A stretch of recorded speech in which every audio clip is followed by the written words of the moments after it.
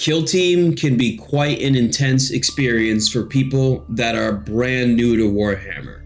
The purpose of today's video is to go over movement, so that if you're a person playing a kill team with 6 or less models, you have a general idea of how you want to be moving models across the board, which is going to put you in a position to win more games. Keep in mind that the content on this channel is designed for beginner players to become elite players as fast as possible. I recommend that if you would like to become an elite kill team player, to subscribe to this channel, because all this content here is going to make you better at the game. When we take a look at the board that we have here today, if you'll notice, we have our objectives over here, we have our barricades or a light cover, and then we also have our kill team. In this kill team, we have 3 models that are melee based, so their guns only shoot about 6 inches, which is about this far, which is not the entire board. We also have our leader. Our leader has a plasma pistol, which deletes models, by the way, and a power weapon, which also deletes models. But his plasma pistol only has a reach of, once again, about 6 inches. We also have a bolt gunner and a plasma gunner, which can shoot across the entire board, which honestly, these models are extremely important.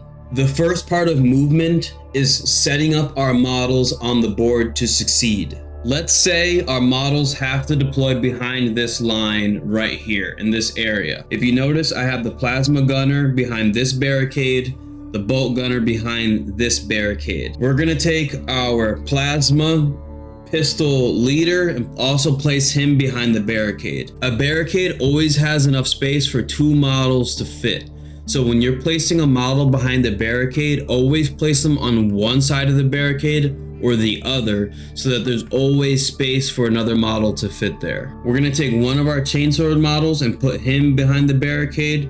And for the purposes of this video, we're gonna take the other 2 chainsword operatives and we're gonna leave them right here in the open. Sometimes, guys, you want these models to get shot at. Now, when we're moving models across the board, guys, we have to think about movement in waves. So there will always be a group of models that you are moving up the board every single turning point. For a 6-man kill team like what we're talking about today, we're going to choose in our first turning point to move these 2 models up the board behind this barricade and this barricade over here, making sure that when we move them onto a point that allows us to share that barricade with another model should we need to. We're then gonna take this chainsword operative and move them behind this cover as well. Noticing that we're keeping the plasma pistol, the bolt gunner, and the plasma gunner back.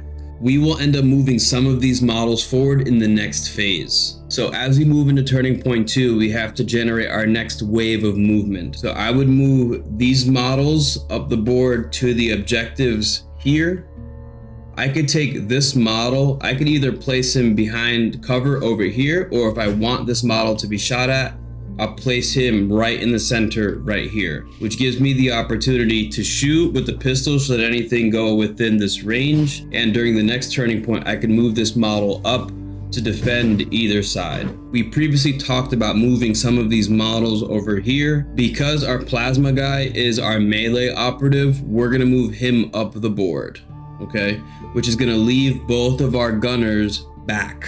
As we move into the next phase, we're going to move this model up here, this model up here, this model either side where he belongs or where he needs to be. This model is going to move up either to this point or to this point here, remembering that he has about a 6-inch range to shoot. And then because we have to move up every model from the back line every phase, we're now going to take the plasma gunner, move him up, and the bolt gunner and move him up. So going into turning point 3 or 4, you should have no models in your deployment zone. Everything should be moved up on a 6-man kill team. Now, why are we moving models up the board this way? The reason we're moving models up the board this way is because if you notice, if we're moving models up the board, sometimes you're gonna get models that are gonna get shot at.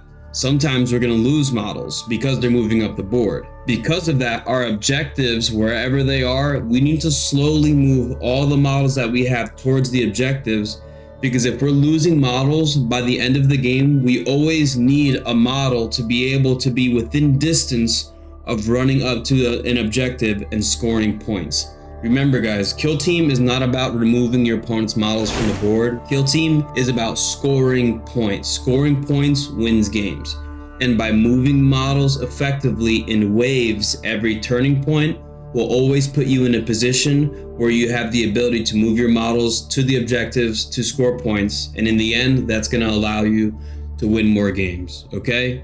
I always say the same thing when I end these videos. Always remember, eat healthy, okay? Work out every single day. And most importantly, you got to remember to believe in yourself, all right? Peace out, people. Good luck in your games of Kill Team, all right?